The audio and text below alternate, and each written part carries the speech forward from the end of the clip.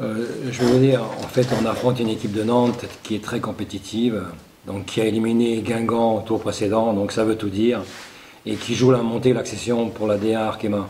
Donc tout est clair en ce qui nous concerne par rapport à l'adversaire.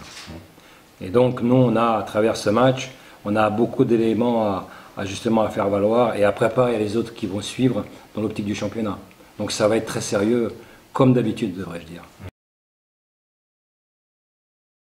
Oui, leur classement l'atteste, hein. Donc ça veut dire une équipe compétitive et qui a éliminé une D1.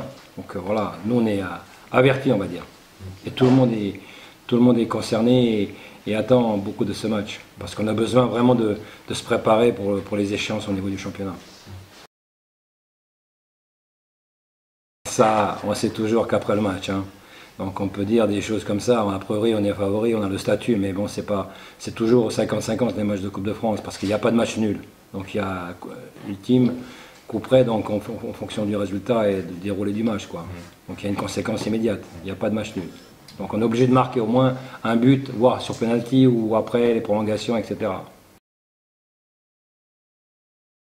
C'est une nouvelle, mais il n'y a pas de conséquences immédiates. D'abord, on a un vrai besoin, c'est de préparer ce match dans les meilleures conditions avec l'équipe la meilleure, la plus performante possible, celle qui est à disposition du staff et du coach pour réaliser justement un bon match et gagner le match, parce que c'est ça l'objectif absolu, parce qu'il n'y a pas de match nul comme je vous l'ai dit précédemment. C'est pas le Covid qui nous a un peu secoué, c'est plutôt le match sur un terrain très difficile et post-Covid pour certaines joueuses donc, qui ont été un peu handicapées à ce sujet. Et donc on a une semaine de gestion et de soins intensifs et on saura à l'ultime mise en place de samedi quelle sera l'organisation et l'équipe de départ. Ça sera décidé au dernier moment, veille de match. C'est pour ça que je vous ai répondu par rapport à l'observation, à leur visionnage. Ça sera fait juste l'avant-veille de la rencontre.